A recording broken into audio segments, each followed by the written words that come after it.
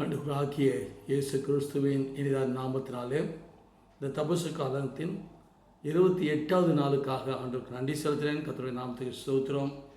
என் அன்பு சகோதர சகோதரி, இந்த நாளிலும் கூட நாம் தியானிக்கும்படியாக இந்த தபசு காலில் தெரிந்து கொள்ளப்பட்ட வேத வசனம் அப்போஸ்தலர் நடபடியின் புஸ்தகம் 10ஆம் அதிகாரம் 34ஆம் வசனம். அப்போஸ்தலர் 10:34.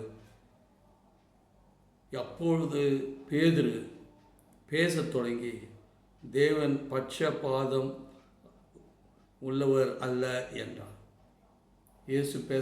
பேதுரு பேசத் தொடங்கி தேவன் பட்சபாதம் உள்ளவர் அல்ல என்பதை தெளிவாய் பிரசங்கிக்க ஆரம்பித்தான். இது இத்தாலியா பட்டணத்தில் 100க்கு அதிபதியான கொர்னேலியுனுடைய இல்லத்தில் பேதுரு பிரசங்கம் பண்ணது. கொர்னேலியு 100க்கு அதிபதி தேவ மனுஷன், தேவ பக்தி உள்ள ஒரு மனுஷன், ஆண்டவரோடு நெருங்கி வாழணும்னு சொல்லி விருப்பம் உள்ளவன். ஒருமுறை அவன் தரிசனம் கண்டபொழுது ஆண்டவர் அவனை தெளிவுபடுத்தி யோப்பா பட்டணத்திற்கு ஆட்களை அனுப்பி, அங்கு பேதுரு இருக்கிறார், அவரை அழைத்து வந்து அவர் மூலமாய் சத்தியத்தை சரியாய் படித்து கொள்ளுங்கள் என்றார். அப்படியே அவன் 3 பேரை அனுப்புகிறான். ஆண்டவராகி தேவன் பேதுருக்கு ஒரு தரிசனத்தை கொடுக்கிறார். வானத்திலிருந்து ஒரு துப்பட்டி கூடு இறங்கி வருகிறது. அதில் பல வகையான ஜாதியான மிருகங்கள் இருக்கிறது. அதைகளை அடித்து உண்ண வேண்டும் என்று ஆண்டவர் உரைக்கிறார். பேதுரு அதை தவறான தீட்டான காரியங்கள் எல்லாம் நாம் உட்கொள்ளக்கூடாது என்றார். அப்பொழுது ஆண்டவர் அவனோடு பேசுகிறாரு. ஆண்டவர் உருவாக்கின ஒன்றும் தீட்டானது அல்ல, அடித்து புசி என்று சொல்கிறார். 3 தடவை இந்த தரிசனம் அவனுக்கு கிடைக்கிறது.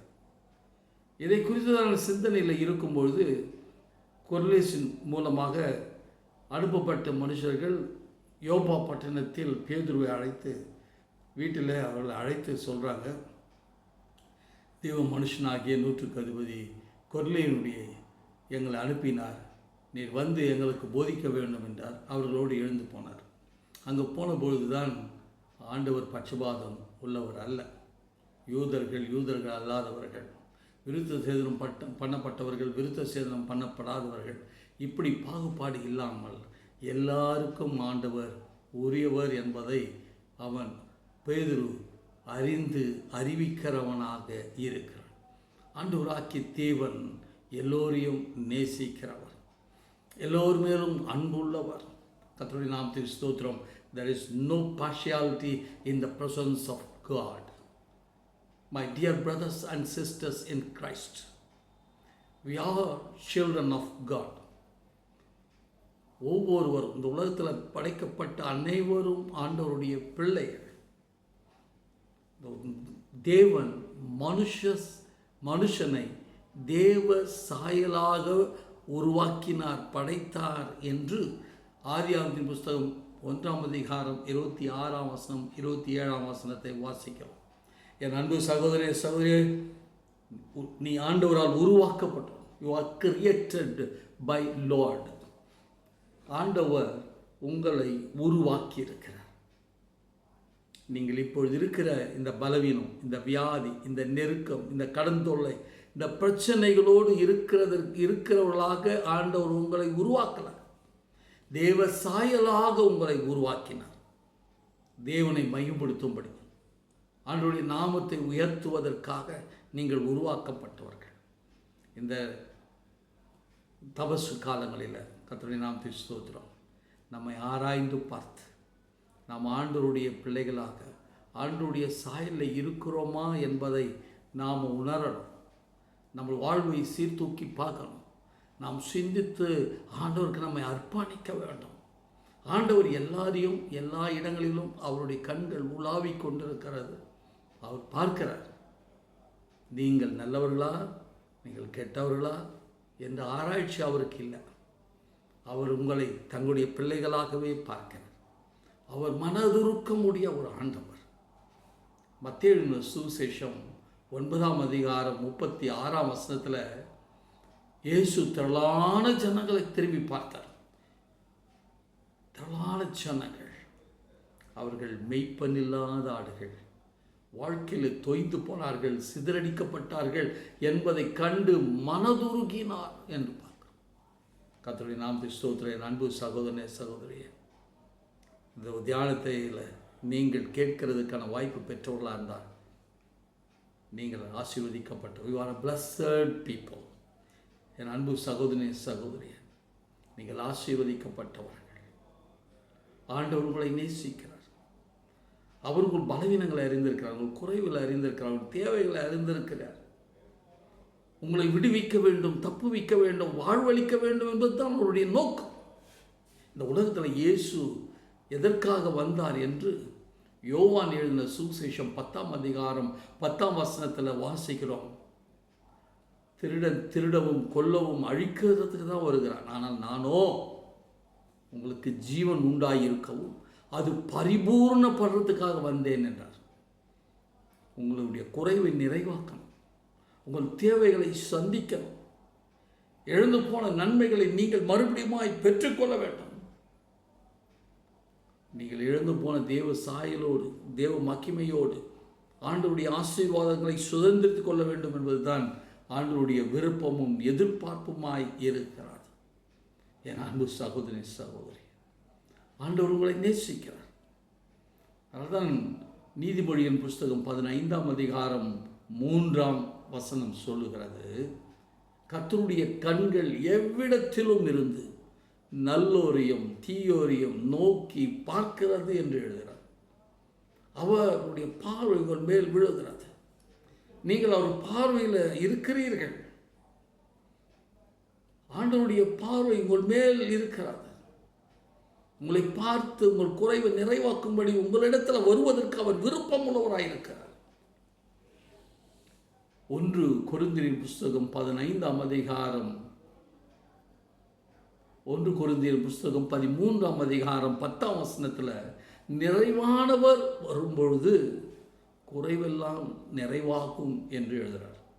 நிறைவான ஆண்டவர் எங்கே வருகிறாரோ அங்கு குறைவெல்லாம் நிறைவாகும். இப்போது நீங்கள் இருக்கிற இடத்தில் ஆண்டவர் இருக்கிறார், அதை உணருங்கள். ஆண்டவருடைய வார்த்தைகள் ஜீவனுள்ள வார்த்தைகள். நீங்கள் யாராக இருந்தாலும் எங்கு இருந்தாலும் உங்களை நேசிக்கிற ஆண்டவர் உங்களுக்கு உதவி செய்ய வேண்டும் என்று விரும்புகிறார். 128ஆம் சங்கீதம் 1 வசனம் சொல்லுது, கர்த்தருக்கு பயந்து அவர் வழிகளில் நடக்கிறவன் எவனோ அவன் பாக்கியவான் என்று எழுதுகிறார். யார் அவருக்கு பயந்து வாழ்கிறார்களோ அவர்கள் பாக்கியவான்கள். ஆண்டவருக்கு பயப்படுகிற நீங்கள் பாக்கியவான்கள். உங்களை பாக்கியவான்களும் பாக்கியவதிகளுமாய் ஆசீர்வதிக்க விரும்புகிறார். ஆண்டவருக்கு பயந்து நடக்கிறவர்களை அவர் பாக்கியவானாய் பார்க்கிறார். யோவான் எழுதின சுவிசேஷம் 3ஆம் அதிகாரம் 16ஆம் வசனம், தேவன் தம்முடைய ஒரே பேரான குமாரனை விசுவாசிக்கிறவன் எவனோ அவன் கெட்டு போகாமல் நித்திய ஜீவனை அடையும்படிக்கு அவரை தந்தருளி உளவாய் உலகத்தின் மேல் அன்பு கூர்ந்தார் என்று பார்க்கிறோம். அவன் மேல் விசுவாசம் உள்ளவர்கள் எத்தனை பேர், அத்தனை பேர்களையும் அவருடைய பிள்ளைகளாகும்படி அதிகாரம் கொடுத்திருக்கிறார் என்று யோவான் எழுதின சுவிசேஷம் 1ஆம் அதிகாரம் 12ஆம் வசனத்தில் வாசிக்கிறோம். அவர் பட்சபாதம் பார்க்கிறவர் அல்ல, எல்லோரையும் தன் மகனாக மகளாக பார்க்கிறார். கல்வாரி சிலுவையில் அவர் நம்முடைய பாவங்கள், நம்முடைய மீறுதலை சுமந்தார். அவர் நம்மை விடுதலையாக்கும்படி, சுகமளிக்கும்படி, வாழ்வளிக்கும்படி அவர் விரும்புகிறார். வேதம் சொல்லுகிறார். பேதுரு ஆக்கியோன் தன் நிருபத்தில் அழகாக இதை பதிவு பண்ணுற 1 பேதுரு புஸ்தகம் 2ஆம் அதிகாரம் 24ஆம் வசனத்தில், நாம் பாவங்களுக்கு செத்து நீதிக்கு பிழைத்திருக்கும்படி அவர் தாமே தனது சரீரத்தில் நம்முடைய பாவங்களை சிலுவையில் சுமந்தார், அவருடைய தழும்பினால் குணமாகிறோம் என்று எழுதுகிறார். என் அன்பு சகோதரனே, சகோதரி, இந்த உலகத்தின் பாவத்தை சுமந்து தீர்க்கிற தேவ ஆட்டுக்குட்டி அவர். நம்முடைய பாவங்களை அவர் மேல் ஏற்றுக்கொண்டு நம்மை விடுதலையாக்கியிருக்கிறார், நமக்கு வாழ்வளித்திருக்கிறார், நம்மை சுகப்படுத்தி கொண்டிருக்கிறார். உன் குறைவுகள் நிறைவாகும். ஒரு நாளும் சோர்ந்து போகாதீங்க. ஆண்டவரிடத்தில் வாங்க, அவர் உங்கள் குறைவை நிறைவாக்குவார். அவரிடத்தில் வேறுபாடே கிடையாது, பட்சபாதமே கிடையாது. உன்னை நேசிக்கிறார். He loves you. ஜெபம் செய்வோம். எங்களை நேசிக்கிறதான அன்பின் தகப்பனே, தபசு காலத்தின் 28வது நாளுக்காக உமக்கு நன்றி செலுத்துகிறேன். தேவ பிரசன்னம் உம்முடைய பிள்ளைகளோடு இறங்குவதாக. இந்த தியானத்தில் கலந்து கொண்டிருக்கிற உங்களுடைய வார்த்தைகளை கேட்டுக்கொண்டிருக்கிற ஒவ்வொருவரையும், சிறு பிள்ளைகளுக்காக செபிக்கிற, வாலிப பிள்ளைகளுக்காக செபிக்கிற, பெரியோர்களுக்காக செபிக்கிற ஐயா, உங்களுடைய பிள்ளைகளுடைய கண்ணீரை துடைப்பீராக, தேவைகளை சந்திப்பீராக. நீர் பட்சபாதம் இல்லாத தேவன், எல்லாரையும் நேசிக்கிறேன்.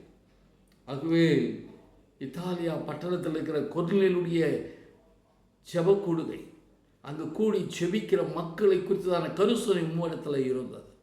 அவர்களுக்கு சரியான நல்வழிப்படுத்தும்படி போதிக்கிறதற்கு பேதுரு சரியானவன் என்பதை உணர்ந்ததனால் நீர் அவனுக்கு தரிசனத்தை கொடுத்து, எல்லோரையும் நேசிக்கணும், எல்லோரும் என்னுடைய பிள்ளைகள், நீ சத்தியத்தை எல்லோருக்கும் பரிபூர்ணமாக முழு மனதோடு அறிவிக்க வேண்டும் என்று சொல்லி பேதுரை தகுதியாக்கி கொண்டு, அப்பொழுது கொர்நேலியுடைய இல்லத்திலிருந்து வந்தவர்கள் அழைத்தபோது உடனே போய் அவர்களுக்கு சத்தியத்தை சொல்கிறார். தேவன் பட்சபாதம் இல்லாத தேவன். அவர் உங்களை நேசிக்கிறார். நீங்கள் ஆண்டவருடைய பிள்ளைகள் என்ற உணர்வுகளை உணர்த்தினார். அன்பின் தகப்பனே, இந்த வார்த்தையை கேட்டுக்கொண்டிருக்கிற ஒவ்வொருவரும் ஆண்டவரே கர்த்தர் நல்லவர் என்பதை ருசித்து பார்க்கட்டும். ஒரு பலவீனங்களை உம்முடைய பலத்தை தாங்க. வியாதியின் கூறுகள் சுற்றறிக்கப்படட்டும். அப்படி தழுவினால் குணமாகட்டும் இயேசுவின் நாமத்தினால். செயலிழந்திருக்கிற அவயங்கள் செயல்படும்படியாக இயேசுவின் நாமத்தினாலே செபிக்கிறையா, விசுவாசத்தோடு நம்பிக்கையோடு என்னோடு இணைந்து செபிக்கிற ஒவ்வொருடைய சரீரத்தை சுத்திகரிப்பீராக. சரீரத்தை பலவீனப்படுத்திக் கொண்டு எல்லா விதமான வியாதியின் கூறுகள் சுட்டரிக்கப்பட்டோம். வியாதியின் பிடியிலிருந்து உங்களுடைய பிள்ளைகளை விடுவிப்பீராக. பிசாசின் அடிமைத்தனத்திலிருந்து உங்களுடைய பிள்ளைகளை விடுவிப்பீராக. உலகத்தை சார்ந்த எல்லா விதமான அடிமைத்தனத்திலிருந்து உங்களுடைய பிள்ளைகள் விடுதலையாகட்டும். ஒவ்வொரு அவயங்களும் செயல்பட ஆரம்பிக்கிட்டோம். செயல்பட முடியாத அவயங்கள் மேலே உம்முடைய கல்வாரி சிலுவையில் நீங்கள் சிந்தின இரத்தத்தை ஊற்றுகிறாயா. பரிபூர்ண சுகத்தை ஒவ்வொரு அவயங்களுக்கும் தார். ஒவ்வொரு உம்முடைய பிள்ளைகள் சுவாமி, ஒவ்வொருவர் மீதும் நீர் அன்புள்ளவராக இருக்கிறீர். இப்பொழுதும் உம்முடைய பிள்ளைகள் கர்த்தர் நல்லவர் என்பதை ருசித்து பார்க்க ஒரு வாய்ப்பு தாங்க. உம்முடைய கரங்களை ஒப்பு கொடுத்து செபிக்கிற படிக்கிற பிள்ளைகளை கர்த்தர் பொறுப்படுத்தும். வேலை செய்கிற ஒவ்வொருக்கும் வேலை செய்ய திராணி பலத்தை தார். நிலையான வேலைக்காக காத்திருக்கிற பிள்ளைகளுக்காக செபிக்கிறேன். தகுதிகளுக்கு ஏற்ப வேலை வாய்ப்பை நீர் கட்டளிடும்படியாக ஒப்பு கொடுக்கிறேன். ஒவ்வொருவரையும் கரங்களை ஒப்பு கொடுக்கும். இந்த நாள் ஒரு ஆசீர்வாதத்தின் நாளாய் மாற்றுங்க, மனமகிழ்ச்சியின் நாளாய் மாற்றுங்க. இந்த தபசு காலங்கள் தங்களை ஆராய்ந்து பார்த்து கர்த்தாவே உம்மை நெருங்கி வருவதற்கான அனுபவங்களை பெற்றுக்கொள்ள உதவி செய்யும். இயேசு கிறிஸ்துவின் நாமத்தினால் ஜெபிக்கிறேன் நல்ல பிதாவே, ஆமென் ஆமென். நமது ஆண்டவராகிய இயேசு கிறிஸ்துவினுடைய கிருபையும் பிதாவாகிய தேவனுடைய அன்பும் பரிசுத்த ஆவியானவருடைய அந்யோன்ய ஐக்கியமும் வழிநடத்தும் நம்முடைய பிள்ளைகளோடு எப்பொழுதும் இருப்பதாக. ஆமென் ஆமென்.